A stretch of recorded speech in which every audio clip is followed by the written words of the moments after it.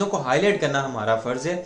और आज एक आम पाकिस्तानी की आवाज़ भी सुने, आपको पता चलेगा कि क्रिकेट में क्या क्या चीज़ें चल रही हैं और एक आम पाकिस्तानी क्या सोचता है कि क्रिकेट में बेहतरी के लिए क्या क्या चीज़ें बेहतर होनी चाहिए। अस्सलाम वालेकुम नाज़रीन, कैसे हैं आप लोग? उम्मीद करता हूँ आप लोग खैरियत से होंगे। मैं हूँ अवैस, अपने यूट्यूब चैनल अभी भाई ऑफिशियल के साथ आप लोगों के सामने हाजिर और आज काफ़ी अर्से बाद आपसे इस तरीके से डिस्कशन करने जा रहा हूँ। ऑलमोस्ट 1 से 1.5 माह हो गया और आज का जो टॉपिक है वो एक ऐसी हम लोग डिस्कस करने वाले हैं जो हमारे मुल्क में बहुत बड़ा ही पॉपुलर है।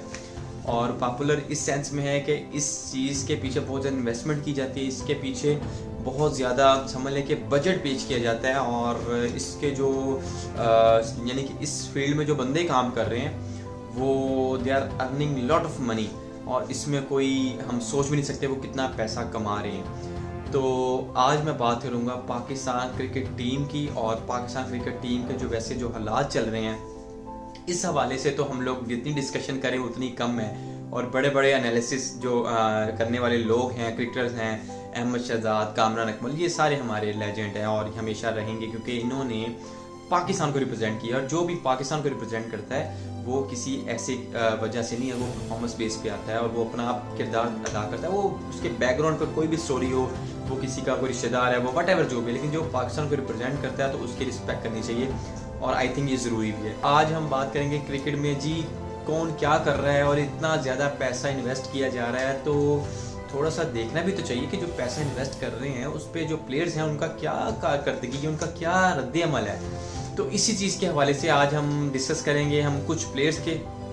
जैसा कि आप जानते हैं कि बांग्लादेश से सीरीज़ हारने के बाद टीम का मोराल बहुत डाउन है और बहुत ज़्यादा उनको तनकीद का निशाना भी बनाया जा रहा है। इनफैक्ट बनाना भी चाहिए क्योंकि जब आप अच्छा परफॉर्म करते हैं तो आपको अप्रिशिएट भी हम लोग ही करते हैं, ये पाकिस्तानी अवाम ही करती है। और जब आप परफॉर्मेंस नहीं देंगे और पिछले तकरीबन 1-1.5 साल से जो हाल चल रहा है क्रिकेट का उस हवाले से तो बहुत ही बुरे, कोचिंग चेंज हो रही है, मैनेजमेंट चेंज हो रही है, बट कभी कुछ चेंज हो रहा है, कभी कोई चेंज हो रहा है, लेकिन जो चीज़ मसला आ रहा है कि वो अभी तक क्यों नहीं हल हुआ। यानी कि दूसरी टीमें हमारे मुल्क में आके हमको हरा के चली जाती हैं और वो टीमें भी कोई इतनी हाई लेवल नहीं है जैसे ऑस्ट्रेलिया, अफ्रीका, न्यूजीलैंड, इस तरह की इंग्लैंड, इस तरह की टीम्स नहीं है। ये वो टीमें हैं जो जिनको हराना पाकिस्तान के लिए बहुत ही आसान होता था, लेकिन अब ऐसा हो गया कि समझ नहीं आती कि इन प्लेयर्स को हो क्या गया। तो अब जब बात करते हैं इनके बजट की, इनकी सैलरीज की, तो इनको लाखों रुपए दिए जाते हैं, लाखों रुपए, लेकिन क्या उनकी कारकर्दगी भी कुछ ऐसी है जिसपे इनको इतने पैसे जो मिल रहे हैं उसका वो इंसाफ कर रहे हैं कि नहीं कर रहे। बेस्ट तो अपना ये दे रहे हैं लेकिन इनका काम सिर्फ क्रिकेट खेलना है। अगर ये बेस्ट दे रहे हैं और बेस्ट करने के बाद अगर इनका ये हाल है तो जो बांग्लादेश है वो कौन से फार्मूले से क्रिकेट खेल रही है, उनका क्या पैटर्न है कि जी वो हमें हरा के चले जाते हैं। आप जिम्बाब्वे से हार गए, आप अमेरिका से हार गए, आप आयरलैंड से हार गए, अब आप बांग्लादेश से होम ग्राउंड पे हार गए। इससे पहले आप कभी अमेरिका से हारे नहीं थे। अमेरिका की बी टीम थी जिससे आप लोग हार गए। अमेरिका की टीम सिर्फ इसलिए जो है ना वो वर्ल्ड कप में शामिल थी क्योंकि उनका होम ग्राउंड था और आप उनसे हार गए, ठीक है। और उसके बाद जब आप होम ग्राउंड पे अपने मैच खेलते हैं तो फिर आप बांग्लादेश से हार जाते हैं। लाइक ये चीज़ जो सिनेरियो ना इस पे देखना चाहिए कि जी हमारे प्लेयर्स की परफॉर्मेंसेस की हैं। तो इस हवाले से आज का जो टॉपिक है वो बड़ा खास है क्योंकि आज हम बात करेंगे कुछ प्लेयर्स की, जिनमें सबसे पहले हम बाबर आजम की बताएंगे कि बाबर आजम ने अभी तक कितने मैचेस में लास्ट मतलब कितनी इनिंग्स हो चुकी हैं जिसमें अभी तक उन्होंने 150 नहीं किया, 100 नहीं किया। उसके बाद हम जो हमारे टेस्ट कैप्टन है शान मसूद उनकी बात करेंगे। उसके बाद हम हमारे जो ओपनर है अब्दुल्ला शफीक। बेसिकली मकसद है क्रिटिसाइज, मकसद है कि चीज़ें आपको आगाह करना। मकसद ये नहीं है कि किसी प्लेयर की इंसल्ट करना, ना हम कर सकते हैं, ना हमारा हक है, बल्कि उनकी वो हमारे स्टार्स हैं, वो हमारे लिए काबिल एहतराम है, लेकिन चीज़ों को हाईलाइट करना हमारा फ़र्ज़ है। और आज एक आम पाकिस्तानी की आवाज़ भी सुने, आपको पता चलेगा कि क्रिकेट में क्या क्या चीज़ें चल रही हैं और एक आम पाकिस्तानी क्या सोचता है कि क्रिकेट में बेहतरी के लिए क्या क्या चीज़ें बेहतर होनी चाहिए।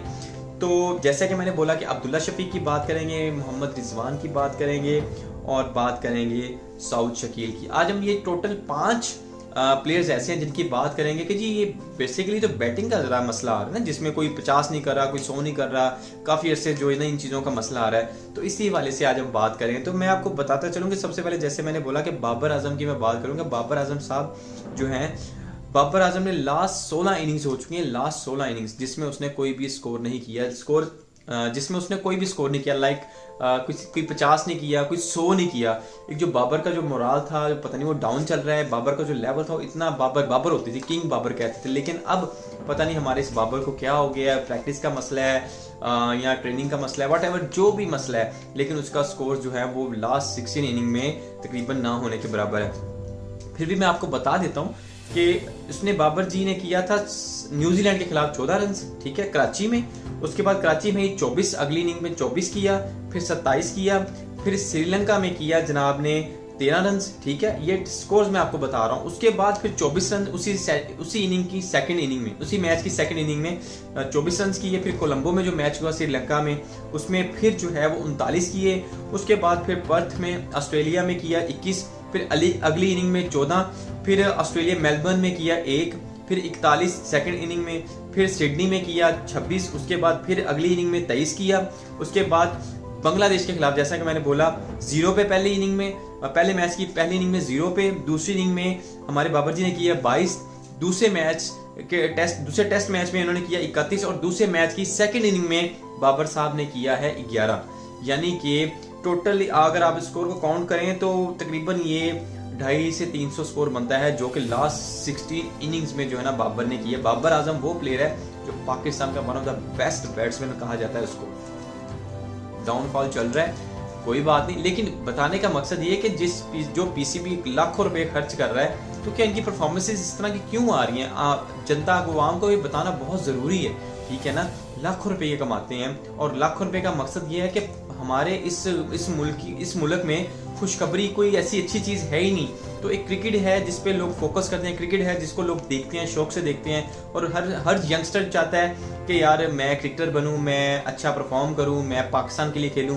तो इतनी जो है ना लोगों की थिंकिंग है। लेकिन जब आपके जो है स्टार्स इस तरह की परफॉर्मेंसेस देंगे, तो वो फिर आपके जो गोल्स हैं, अचीवमेंट्स हैं, जो लोगों की थिंकिंग है आपके बारे में, वो चेंज हो जाती है।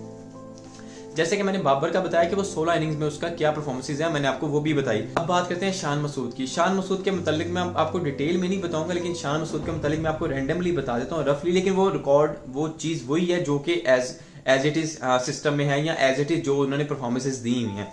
मैं बताता चलूँ, शान मसूद ने 2023 में 9 इनिंग्स खेली टेस्ट मैच में, ठीक है। उसमें उसने 298 रन बनाए शान मसूद ने, जिसमें शान मसूद के 350 थे 2023 में, 350 थे और 100 कोई नहीं था, और एवरेज जो थी वो थी तकरीबन 33 की, विच इज़ गुड।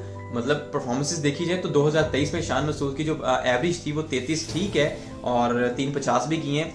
मतलब something is better than nothing, at least वो कुछ ना कुछ किया उन्होंने 2023 में, तो उनकी परफॉर्मेंसेस ठीक है। लेकिन जब उनको कैप्टनसी दी गई 2024 में, और 24 में उनकी 6 इनिंग्स हैं, और 6 इनिंग्स में उन्होंने टोटल जो स्कोर किया है 6 इनिंग्स में 140 स्कोर है, 6 इनिंग्स में 140 स्कोर, यानी कि इतना ही कम स्कोर है। और उनकी जो 150 है उसमें, और जो उनकी एवरेज है वो 23 की एवरेज। लाइक कैप्टन बनने के बाद उनकी परफॉर्मेंसेस देखें कि वो भी नीचे आना शुरू हो गई हैं। लाइक 6 इनिंग्स में उनका 140 स्कोर है, और 150 स्कोर है, और 150 है। अगर आप उस 50 को निकाल दें, इसका मतलब आपका 5 इनिंग में 100 स्कोर भी नहीं बनता, और एवरेज जो है वो 23 की एवरेज है। उसके बाद हमारे इनको कैप्टन बनाया गया। खैर हमारा सिस्टम है, जो भी है रिस्पेक्ट करते हैं अभी उनकी। और उसके बाद चलते हैं अब्दुल्ला शफीक। अब्दुल्ला शफीक साहब जो है उन्होंने 2023 में 9 इनिंग्स खेली 2023 में, जिसमें उन्होंने 357 रन बनाए, which is good, very good. और 150 था और 100 था 2023 में उनकी 9 इनिंग्स में, और उनकी जो एवरेज थी वो थी 39 की, यानी कि 40 की एवरेज से वो खेलते रहे हैं। और 2024 में क्योंकि उनको कंटिन्यू करवाया गया, और 2024 में जो उनकी परफॉर्मेंस थी वो थी, उन्होंने 6 इनिंग्स खेली हैं, 6 इनिंग में 124 स्कोर है, लाइक 150 से भी नीचे आ चुका है। और उनका एक भी 50 नहीं है और एक भी 100 नहीं है। और उनकी जो एवरेज बनती है ना, शान मसूद की जो एवरेज है वो 7 की एवरेज से वो 2024 में खेल रहे हैं एज अ ओपनर। लाइक ये परफॉर्मेंसेज है 2023 में एकदम से आप बहुत अच्छा चलते हैं, 2023-24 में आपकी परफॉर्मेंस और एवरेज क्या आती है 7 रन की, 124 स्कोर और 7 रन की एवरेज का आप अंदाजा लगा लेंगे क्या उनकी परफॉर्मेंसेज है। उसके बाद बात करते हैं मोहम्मद रिजवान की। Mohammad Rizwan one of the best batsman, wicket keeper batsman in our team. और इनकी जो इनिंग्स हैं 2022 का मैं आपको वैसे बताऊं, क्योंकि उनका रिकॉर्ड मैं आपको बता चलूं, 2022 में उन्होंने 15 इनिंग्स खेली। 2022 में 15 इनिंग्स में उन्होंने किया 401 रन, और उसमें उनका कोई 50 नहीं था और 100 था। और उनकी एवरेज जो उनकी एवरेज थी वो थी 30 की एवरेज थी। और 2023 में उन्होंने, मैंने पहले आपको 2022 का बताया, अब मैं 2023 की बात करूं, उन्होंने फिर 3 इनिंग्स खेली। 3 इनिंग्स में उन्होंने 127 रन किए, जिसमें उनका 150 था और उनकी एवरेज कितनी थी 63 की, यानी कि 63 रन की, और उनकी एवरेज कितनी थी 63 रन की, which is very very good. मतलब इस तरह की एवरेज हमारी अभी तक मैं देख रहा हूँ उसमें किसी प्लेयर्स की नहीं है। 2022 में थी 30 की और 2023 में उनकी एवरेज थी 63 की। अब बात करते हैं 2024 में मोहम्मद रिजवान ने कैसी परफॉर्मेंस दी। 2024 में उन्होंने भी 6 इनिंग्स खेली बिल्कुल, और उनका स्कोर है 410 स्कोर करने के बाद उनके 250 भी हैं और 100 भी है, और उनकी जो एवरेज है वो है 82 रन की, यानी कि उनकी एवरेज जो है वो उससे भी बेहतर हुई है 2023 की कंपैरेटिवली देखा जाए तो।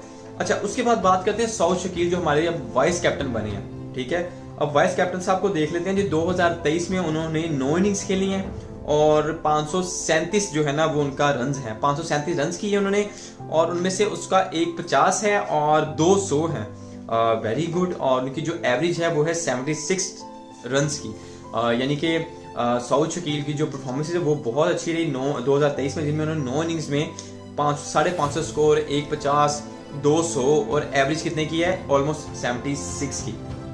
2024 की बात करें तो 2024 में शान मसूद ने 6 इनिंग्स खेली हैं, 6 इनिंग्स में 166 रन हैं और 0-50 है और 100 है, और उनकी जो एवरेज है वो है 27 की, यानी कि एकदम से 76 से 27 पे आ गई।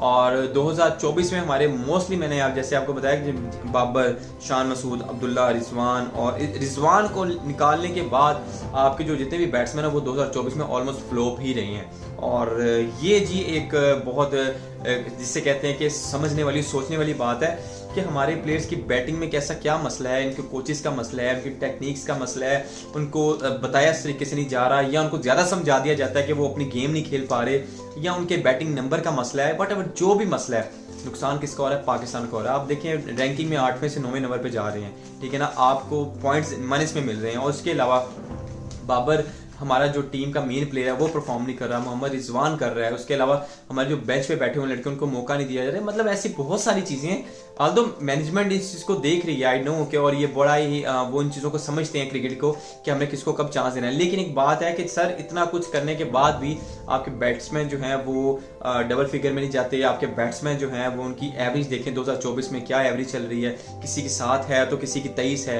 ये हमारे कैप्टन शान मसूद, उनकी एवरेज भी कोई इतनी अच्छी नहीं है। सऊद शकील की भी जो 2024 में एवरेज बिल्कुल फ्लॉप चल रही है, 2023 में उनकी ठीक थी, 76 की थी, और एकदम से वो आ गई है 27 पे। तो ये लम्हा फिक्रिया कि हमारे बैट्समैनों को आखिर ऐसा कौन सा मसला आ रहा है जिनकी वजह से उनकी परफॉर्मेंसेस अच्छी नहीं चल रही। क्या मसला उनकी कंडीशंस का है। आप जब इन होम में खेलते हैं, अपने घर में खेलते हैं, तब भी आपको शिकस्त हो रही है, जब आप बाहर खेलते हैं तब भी आपको शिकस्त हो रही है। आखिर ऐसी कौन सी चीज़ें हैं जो हम लैक कर रहे हैं। देखें, बात यह है कि पीसीबी जो है वो प्लेयर्स को सालाना मंथली जो है इनकी सैलरीज हैं वो लाखों में है, मुझे नहीं पता कितनी है लेकिन लाखों में है। और क्रिकेट को इतना ज़्यादा हाइप दिया जाता है, इतनी हाइप क्रिएट की जाती है, इतना लोग इनको पसंद करते हैं, लेकिन जब आप इस तरह की परफॉर्मेंसेज देते हैं तो हम जैसों का दिल टूटता है।